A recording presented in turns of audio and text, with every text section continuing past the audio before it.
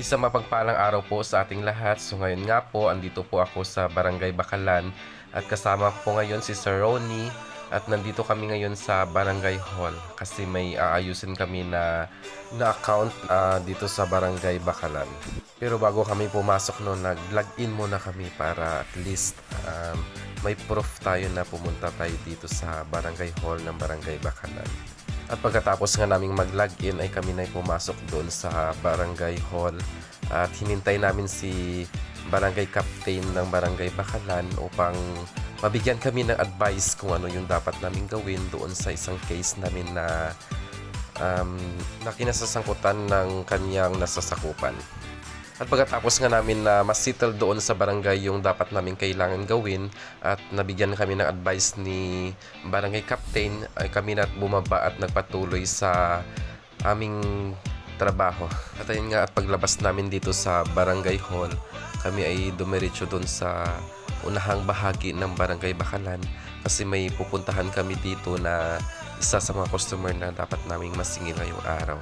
At marahil at nagtataka kayo kung bakit kasama ako dyan sa Barangay Bakalan kasi nung araw na ito hindi po kami lumabas para mag-market kaya sumama po ako dito sa isa sa aming kolektor para ma-assist na rin po siya sa kung ano dapat po yung gawin doon sa case na dapat naming maayos. At kung nakikita niyo po, andito na po kami ngayon sa sitio na sunugan sa Barangay Bakalan, Sebaste, part pa rin ito ng Barangay Bakalan. Ito yung last stop namin doon sa isang customer namin na pupuntahan ni Sir Ronnie. After po nito, babalik na po kami ng Kulasi kasi isa na lang yung nandito na dapat niyang puntahan ngayong araw. At napakaganda po ng lugar dito sa Barangay Bakalan kasi pag dumaan ka po dito sa sitio na sunugan, makikita nyo po yung dagat. At bukod po doon, napakaganda na rin po ng kalsada nila dito kasi 4 lanes na po yung kalsada dito sa Barangay Bakalan at doon sa ibang bahagi rin po ng Barangay Sebaste. At ito nga po, dumating na po kami dito sa bahay na aming pupuntahan, but sad to say na wala pong tao. Kaya bumalik na lang po kami dito sa sa Kulasi. At kung nakikita nyo po, no, may mga palay na nakabilad sa gilid ng kalsada kasi may mga part na dito sa Sebaste na nag-uumpisa ng mag-ani yung mga magsasaka natin dito sa Barangay Bakalan. Pero nakakalungkot lang isipin kahit na anihan na ay napakamahal pa rin ng bigas dito sa amin.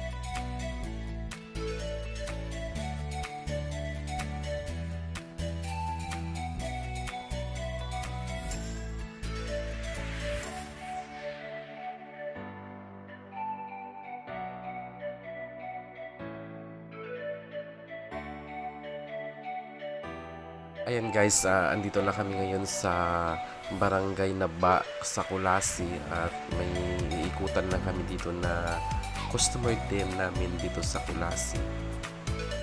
Kasi yung isa sa mga job descriptions ng collector is to collect yung payments doon sa mga customer na hindi nakapagbayad or nakapag-past due na kanilang mga babayarin na dapat nilang mabayaran. Itong lugar na ito ay relocation site dito sa Barangay Naba. Yung mga nakatira dito ay yung mga taong nasa tabing dagat dati dito sa bayan ng Kulasi. Dito sila ni-relocate ng ating pamahalaan kasi napaka-delikado na doon sa dati nilang inuuwian. At kung nakikita nyo po, palabas na kami dyan sa relocation site at papunta na kami dito sa barangay proper ng Barangay Naba kasi may ikutan din kami doon na 3 customer na dapat naming masingil at yung isa doon is yung mga delinquent accounts na matagal nang hindi nakapagbayad kaya dapat namin yun mapuntahan at mabisita upang makausap yung customer na yun. At isa din po sa ginagawa ko kapag sumasama ako dito sa aming collector is yung nagbibigay ng advice doon sa mga customer na hindi nakapagbayad at nire-remind din po sa kanila yung mga agreement na napag-usapan ng marketing during the time na nirelease sa kanila yung motor na niloan nila doon sa aming kampanya. As a marketing po, hindi lang po ang pagmamarket ng aming produkto ang aming trabaho. Kasama din po sa amin yung pag-evaluate at pag-interview doon sa customer na nag-a-apply ng loan sa aming kampanya. At kami din po yung nag-orient doon sa mga nag-a-apply ng loan sa aming company. Kaya alam namin kung ano po yung dapat na gawin sa mga bagay-bagay na katulad nito, yung mga delinquent accounts. So, dapat nang masettle ng may-ari at i-remind na lang sa kanila yung agreement between the company at sa customer relation. Pagkatapos nga namin makausap yung customer namin dito sa Naba at kami na idumiretso sa Barangay Esperanza kasi may pupuntahan kami doon na customer.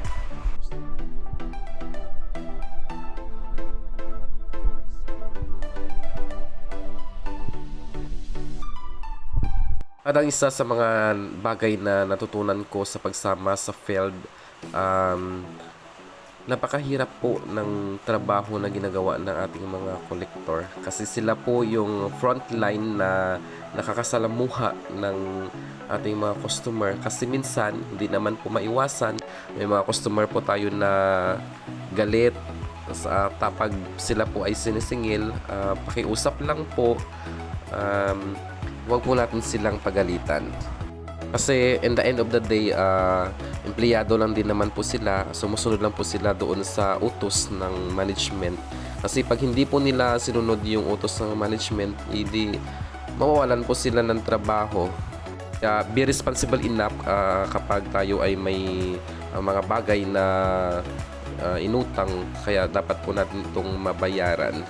At after nga namin sa Barangay Esperanza, nagtungo na kami dito sa Barangay Bagakay kasi may isa din kami ditong customer na pupuntahan. Ito na yung last stop ko na kasama si Sir Ronnie kasi after nitong Bagakay at magbe-break na rin ako after ng break time at ako'y babalik na sa office kasi half day lang yung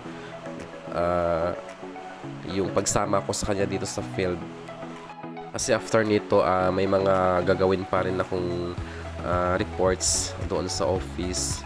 Mga bagay na dapat mai-submit doon sa management. Kaya sabi ko nga diba doon sa nauna kong video na napakaswerte ko kasi nandito ako sa trabahong ito as marketing.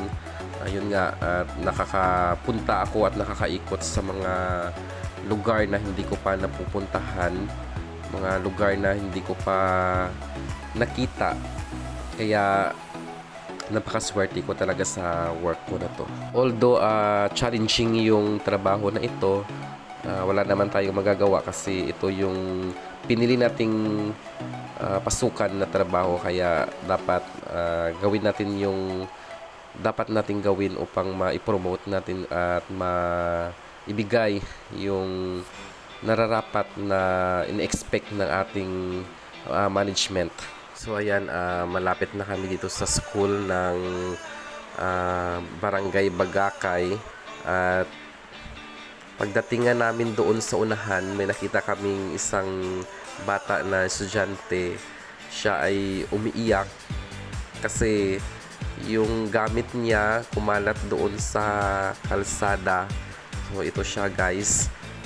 Kung makikita nyo, yan, may mga estudyante dyan na nag-uumpukan. Yun yung bata. Pinupulot niya yung mga papel na nakakalat dyan sa kalsada at todo iyak po siya. Kaya sabi ko dun sa mga kasama niya na tulungan na siyang pulutin yung mga papel at baka di pa rin pa ng hangin. Ito na nga po yung school ng Barangay Bagakay. Ito po yung Bagakay Elementary School at dito na rin po yung bahay na pupuntahan namin. At kung nakikita nyo po doon sa waiting shed, yung mga magulang na mga estudyante ay nakaabang upang sila ay sunduin.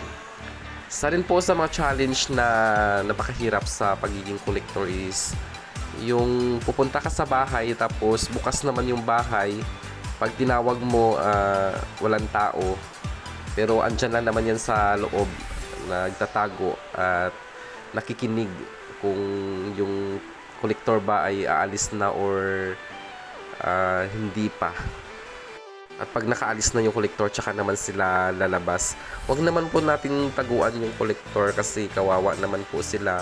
Pwede naman po tayong makiusap sa kanila na kagaya niyan. Pwede naman sabihin na sa susunod na araw na lang magbayad kasi alanganin yung pera na nahahawakan mo ngayon. Kaya makiusap na lang tayo. At sila naman ay mababait at pagbibigyan naman na nila niyan kayo. Maliban na lang siguro sa ibang company, kagaya ng lending, panigurado. Pag sa lending kasi bawal talaga yung mag-past due. So kapag due date ngayong araw, so dapat ngayong araw ka magbabayad. Pero sa amin kasi pwede ka namang makiusap na sa susunod na araw ka na lang magbabayad. At kinahaponan nga at ako ay pumunta dito sa isa sa opisina dito sa local government ng Kulasi kasi may pinuntahan ako dito na isa sa aking kaibigan at ako'y may kailangan sa kanya. Kaya ayan guys, kung nakikita nyo, nakaupo ako dun sa swivel chair na kanyang inuupuan. Parang empleyado na rin ako. Pero totoo, empleyado talaga ako dito dati sa local government unit ng Kulasi at sa Office of the Municipal Accountant ho ako na-assigned. Pero noong 2019, nag-resign po ako at lumipat po ako sa private. Itong opisina na to ay office po yan ng Public Employment Office. Diyan po yung nagtatrabaho yung kaklase ko dati nung high school at naging best friend ko na rin. Shout out kay Marlene Agustino.